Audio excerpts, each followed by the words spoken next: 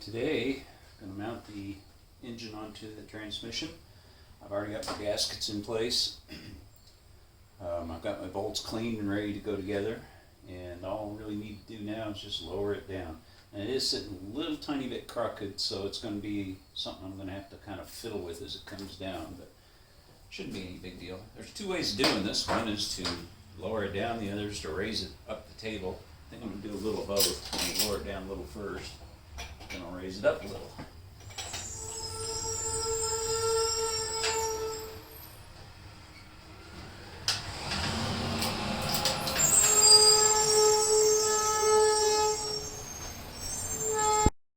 Today being Tuesday, the trash trucks are working in the neighborhood. I had to stop the video so that one could go by. Yesterday I had the radio on while I was doing my video, and YouTube blocked it because they heard a song on there that was copyrighted material. So I had the radio turned off while I'm doing the videoing. Alright, we're going to bring her up and see if she'll start into place.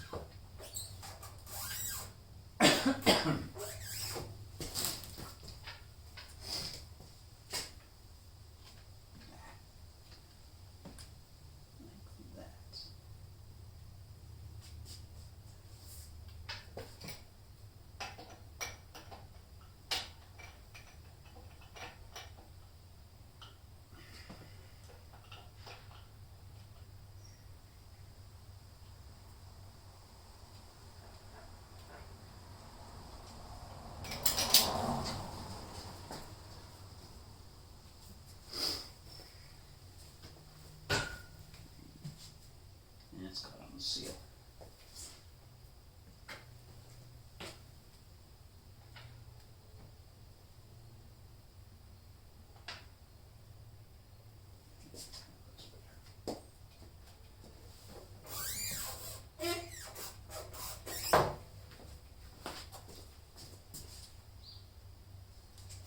Get a flashlight so I can see.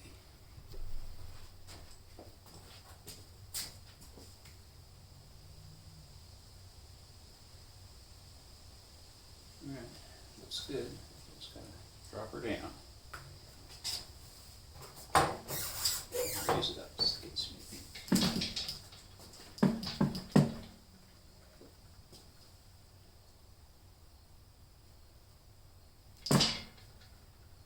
And that's it. The hard she blows.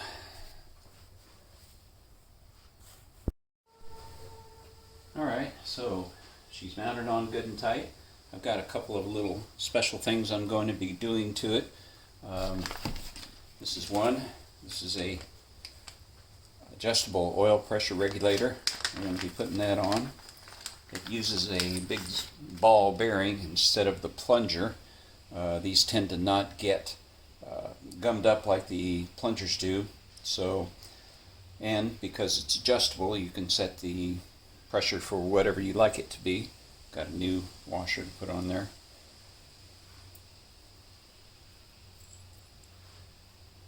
Pop the ball in the hole, stick this in, tighten her down.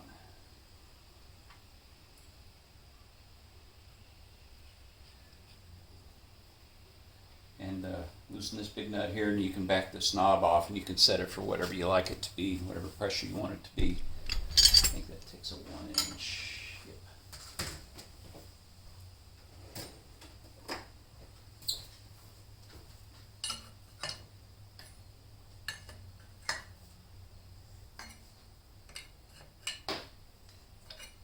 Got some pretty good pressure on it. I'm going to back that off.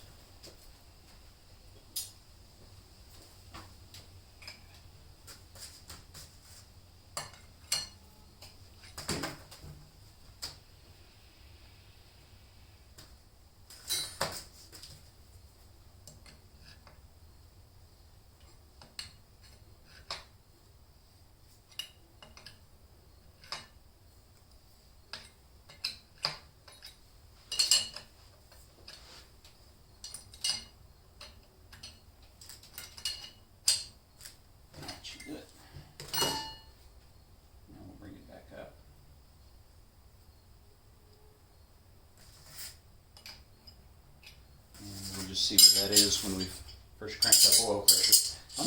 I'm I'm not going to do this like I did the other automatic where I put the drill on the camshaft and spun it over, because this one's not an automatic, so that it should prime up fairly quickly. They usually do.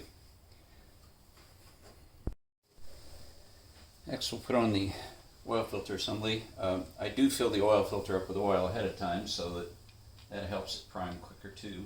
Doesn't have to fill that thing up.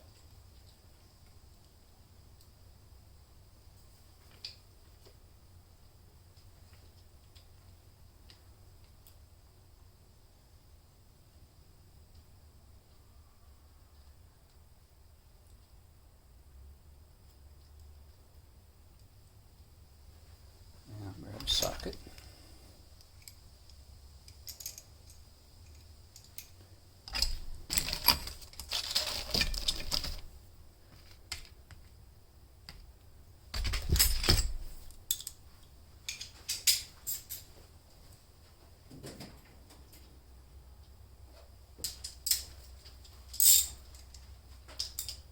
Normally, if you've got something that's being threaded into the block, it'll be a fine thread. But not always, as these are coarse thread. I don't know why. I'm only going to wind it up, and then I'll go ahead and I'll loosen this, and I'll start the banjo fitting. Yeah.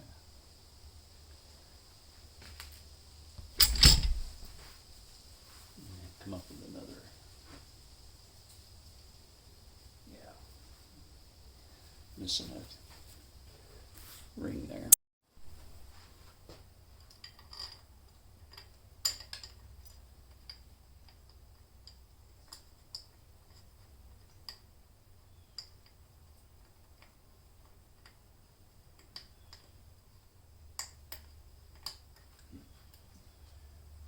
Let me get a couple of wrenches and loosen this fitting.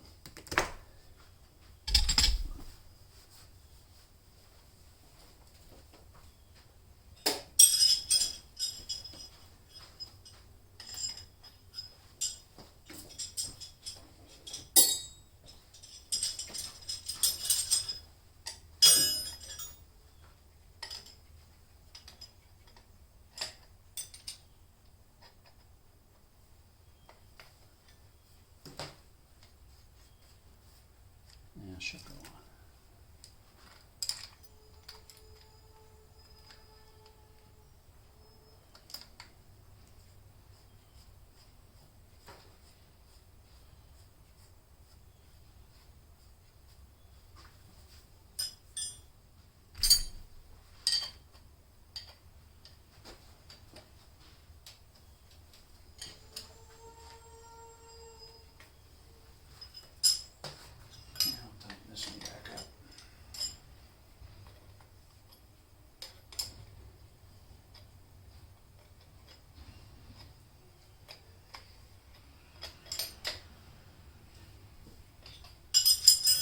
And that's that.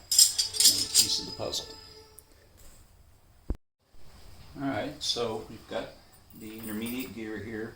We've got a washer that has a chamfer on the inside. You want to be sure that that chamfer goes towards the crankshaft, like that. And then the primary gear goes on. Put some oil in there to make sure it moves.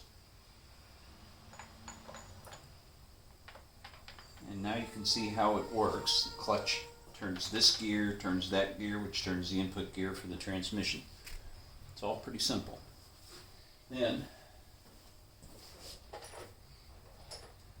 we've got this washer that goes on, and it's got a notch in it, and then this C clip fits over the top of it,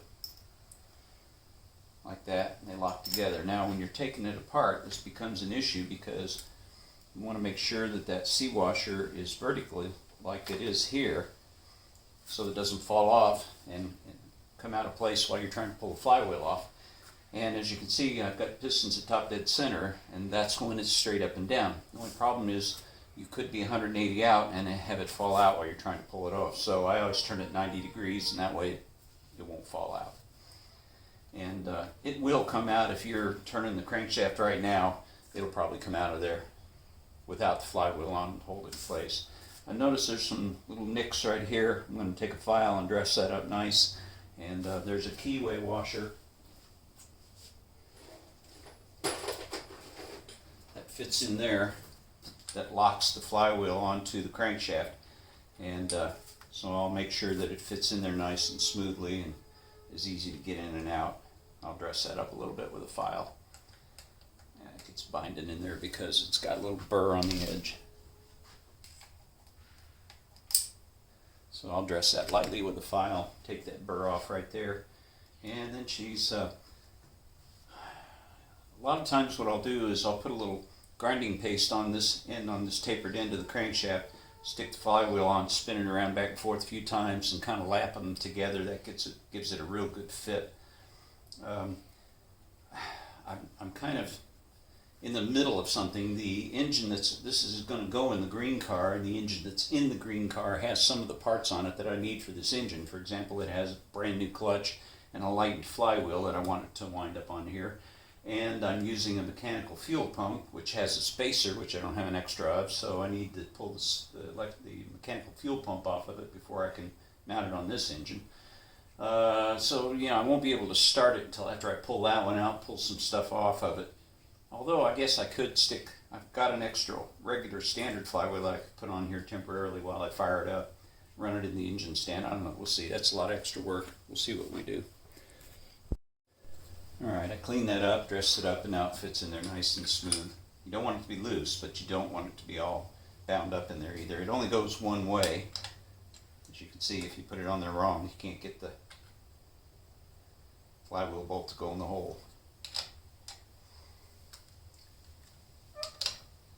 The flywheel bolt on the A+ or the later model Verto clutches is kind of different than the others. The washer is made onto, it's spot welded on there, so you can't put a new washer on. All you can do is buy a new bolt.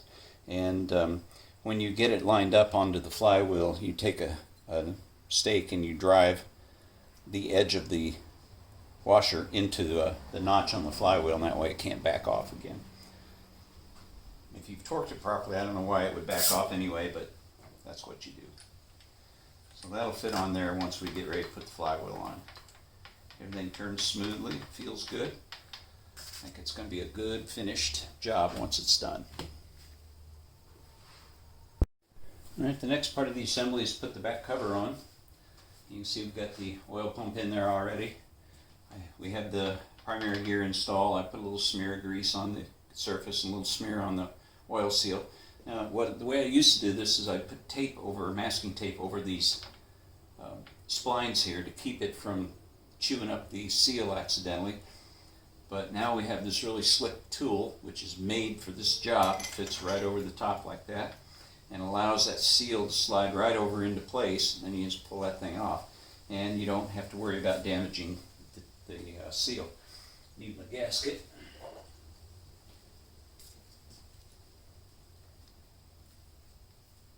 If we put it on right, it'll work better.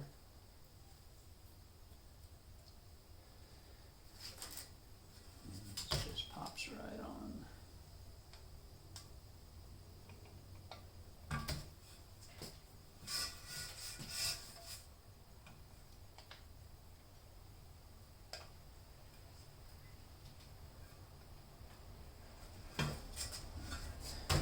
My cart's wanting to move, I gotta lock it down. Okay, now we should be able to get it down. The cart will quit moving on me.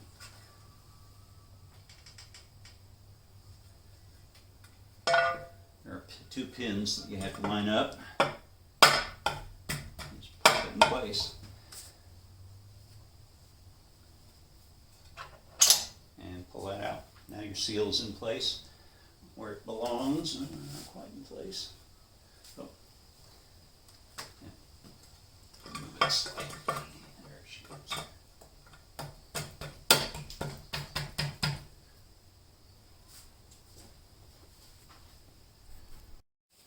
Okay, now, again, the thing you have to remember is any bolts that are going into the cast iron are fine thread. Any bolts that are going into the lower half, which is the transmichigan, those are going to be coarse thread. So when you put the bolts in, you got to pay attention not only to the length, but also to the threads. Make sure they're correct. Alright, I've got all my bolts laid out here. Used to be, in earlier iterations, these gearbox setups, they had a bunch of lock tabs, and then in later ones they had lock washers. I don't do either of those. I just use a flat washer under the head. These have a sort of a washer head anyway, so I just use those and I put a little dab of Loctite on them, and that's good. I'm not going to bore you with me putting in 100 bolts here, but suffice to say, that's how they go in. So I'll button those all up. Alright, all the bolts are tightened up, Loctited in. I only Loctite the ones that are inside the housing. I don't do the ones that are on the outside, because while I want them not to fall out, I also want to be able to get them out, so I use blue Loctite. So that end's done. All the bolts that bolt the engine up to the crankcase are done.